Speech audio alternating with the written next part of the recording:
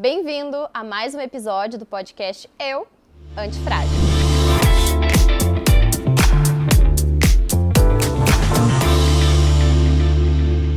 Hoje o nosso bate-papo é super interessante. Nós vamos conversar com a arquiteta Silvana Radol, especialista em neuroarquitetura e Feng Shui, sobre Feng Shui. Bem-vinda, Silvana! Obrigada pela oportunidade, é um prazer estar aqui para contribuir e explicar um pouquinho sobre essa técnica milenar chinesa que é capaz de harmonizar a nossa vida, os nossos ambientes, para que a gente tenha uma vida melhor.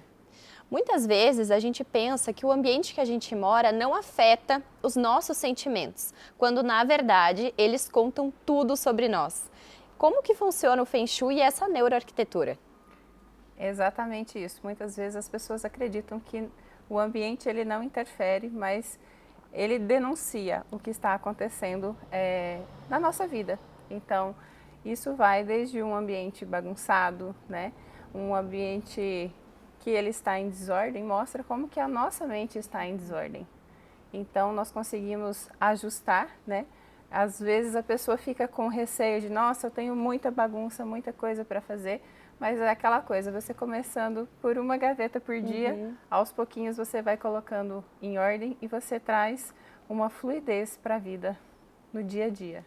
O Feng Shui, ele é sobre tudo, ele é sobre o posicionamento dos móveis soltos. Sim. E também sobre as cores? Sim, nós abordamos a posição de comando que nós chamamos dentro do Feng Shui, que ela é extremamente importante.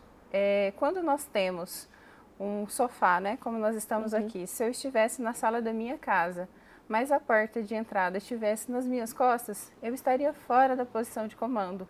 Isso me torna vulnerável a qualquer situação, eu não sei quem pode chegar, eu posso ser pega de surpresa.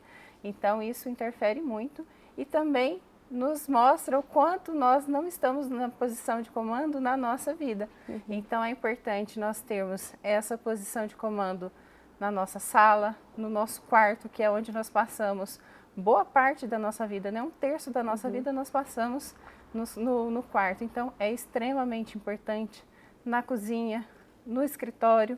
Então é de fundamental importância nesse sentido. E a questão do mobiliário também tem algumas observações, o posicionamento ou o formato, né?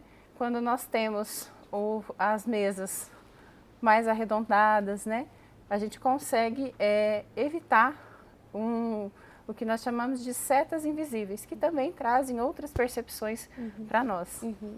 E as cores também eu acho que é bem interessante. Eu dei uma estudada sobre o Feng Shui e achei bem legal que as cores podem alterar o nosso estado emocional. Sim. E eu vi que eles falam muito sobre a luz natural, do quanto é importante a gente ter essa incidência solar sobre os cômodos. É por aí, né? Exatamente. Nós precisamos ter tanto a iluminação natural quanto a ventilação, né? Para que a gente consiga renovar a energia do nosso ambiente, né?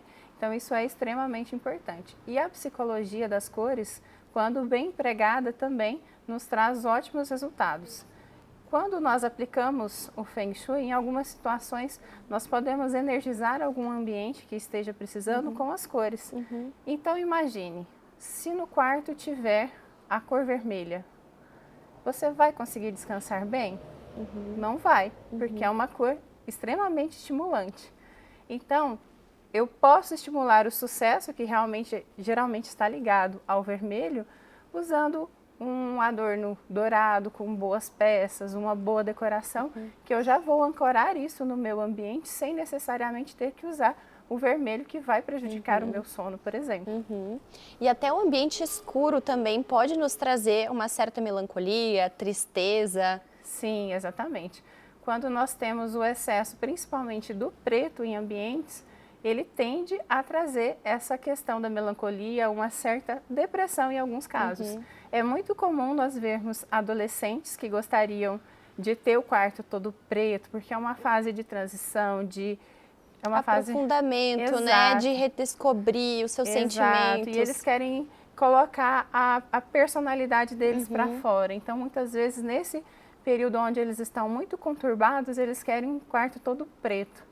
Então, o ideal é que você coloque o preto que ele tanto quer, mas equilibrando para que a gente consiga equilibrar com outras cores, para que não tenha esse peso da melancolia, do afastamento, do isolamento que ele pode tender a desenvolver nesse processo. E é interessante que o Feng Shui, ele é para todos nós, né? Pode parecer num certo momento que é mais para arquitetura, mas se nós, pessoas da sociedade, soubermos entender o que ele é, nós podemos até sentir, né, nos aproximar mais do sentimento dos filhos, como você comentou. Sim, porque um adolescente que está buscando tudo muito escuro, o que será que ele está querendo comunicar com isso? Exatamente. Né? Qual é o pedido de ajuda? Ou ainda, o que nós temos que enxergar através desse comportamento, desse pedido? Sim. Eu acho que isso é muito interessante, né? Trazer para essa parte emocional o que está sendo claro, que é o Feng Shui, né? Sim, e ele está comunicando para você, como você mesmo disse, ele está comunicando o que ele está sentindo ou o momento que ele precisa de isolamento.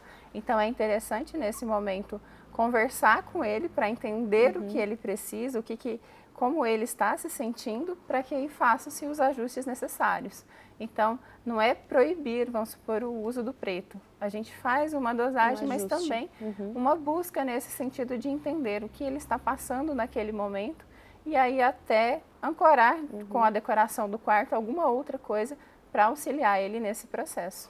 Uma coisa que é bem interessante é que muitas vezes a gente via isso mais antigamente, o acúmulo de itens dentro de casa. Até peças quebradas ou peças que o kit estava faltando, aquela dificuldade do desapego. E o Feng Shui, ele fala sobre isso também. Sim, dentro do Feng Shui nós temos o que chamamos de princípio do vácuo, onde nós precisamos muitas vezes fazer esse destralhe de coisas que não servem, que estão estragadas, danificadas, para que a gente consiga abrir novas possibilidades na nossa vida. Então, se eu tenho um acúmulo de coisas, de itens na minha casa, eu estou mandando mensagem para o meu inconsciente de que eu não mereço que o novo chegue até a minha vida. Então, quando você começa a fazer essa simples ação de começar a destralhar, ou de o que está quebrado, danificado, não tem conserto, desfazer, você passa uma outra mensagem para o seu inconsciente de merecimento, inclusive. Eu mereço ter o bom na minha vida. Então, isso é muito importante. Você libera, né, a sua vida, libera o ambiente para renovação. Exatamente. Né? E aí entra também a questão, muitas vezes, que é falado da energia da escassez ou da prosperidade. Então, quando eu me coloco nessa situação de acumular, eu estou entrando na energia da escassez. Eu não permito que a prosperidade chegue. E muitas vezes as pessoas acham que a prosperidade é algo difícil de ser alcançado, quando na verdade não é. Então, pelo simples fato de você escolher boas peças para a sua casa, para a sua mesa posta, você já está mostrando um ar de carinho, de merecimento com você e com a sua família. Então, isso é muito importante. E eu acho incrível que o Feng Shui, ele é uma técnica milenar chinesa, né? E ela era um segredo. Eram poucas pessoas que tinham acesso e eram pessoas do alto escalão, né? Exato. Então, ainda hoje nós temos esse conhecimento cada vez mais difundido e que bom, né? Sim. E por que não usar, né? Por que não se aprofundar? Exatamente. Então, são vários pontos que a gente pode olhar na nossa casa que nos trazem um resultado diferente. Então, ter esse cuidado com a fluidez de não ter o excesso, o acúmulo, de termos boas peças, de ter o cuidado com as nossas portas de entrada, com o nosso mobiliário, a nossa disposição. Então, acho que tudo isso contribui para que a gente tenha uma vida melhor. E me diz uma coisa, em relação ao Feng Shui, o que não pode faltar quando a gente pensa nessa técnica milenar? Uma planta, uma cor? Dentro do Feng Shui, são vários elementos que são importantes. A análise das cores, como nós falamos anteriormente, é muito interessante. Nós temos o cuidado para cada uso que nós vamos ter, mas as plantas, em especial, elas têm um valor muito importante, porque elas são condutoras do que nós chamamos da energia vital dentro dos ambientes. Elas também têm a função de nos proteger, de ancorar a nossa vida à proteção. Então, é muito legal você ter plantas, por exemplo, na frente da casa ou dentro dos ambientes, porque traz vida. E além disso tudo, quando a gente conecta a nossa história enquanto ser humano quantos anos nós não fomos primitivos e conectados com a natureza. Então, por mais que hoje nós temos tecnologia, temos todo esse avanço, nós ainda temos a nossa necessidade de conexão com a natureza. Então, as plantas são muito bem-vindas no ambiente e também no entorno da nossa casa em função disso. E muitas vezes o que falta é apenas algumas plantas para deixar o ambiente ainda mais acolhedor e aconchegante, né? Sim, com certeza. Eu quero que você nos conte hoje, eu deixo uma mensagem aqui para quem está nos ouvindo, uma dica de Feng Shui. Uma dica simples para quem nunca ouviu falar, para quem não conhece e quer saber um pouquinho mais, o que você diria? Eu diria que os nossos ambientes, eles contam muito sobre nós, sobre como nós vivemos e somos influenciados o tempo todo. Então, acho que o mais importante é fazer uma análise no nosso ambiente e se perguntar qual a mensagem que o meu ambiente traz para mim. Isso é muito explícito e conforme nós temos algumas coisas que nós queremos ajustar, pelo fato de olhar para isso, a gente já consegue fazer alguns ajustes necessários. Então, acho que entra também a questão que nós falamos de uma boa organização, da limpeza, de ambientes bem iluminados. E também outra coisa que a gente pode agregar na nossa casa é a questão dos aromas. Porque o aroma, ele traz a sensação de que nós somos acolhidos, de que nós chegamos na nossa casa. Eles são também muito importantes. Então, entrariam essas questões e observar quais são as mensagens que o seu ambiente te transmite. Isso eu achei fantástico, porque muitas vezes a gente consegue ter essa percepção quando a gente vai em algum lugar, na casa de alguém.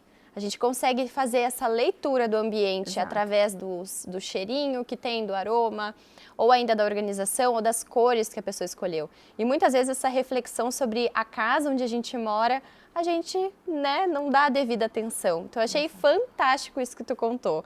Achei muito legal. Acho que vale a pena todo mundo refletir qual que é a imagem que o nosso ambiente, a nossa casa, ele está contando sem falar, né? Exatamente. Ele denuncia, não Ele tem jeito. denuncia. Vamos, então, né, organizar a nossa casa, fazer doações, né? Exato. Vamos liberar os ambientes. Às vezes a gente fica guardando coisas que a gente não usa ou que ainda está fora do jogo, né? Tá faltando Sim. alguns itens. Quebrou, às vezes, uma xícara, fica com dó de desfazer, né? De, tem um apego emocional.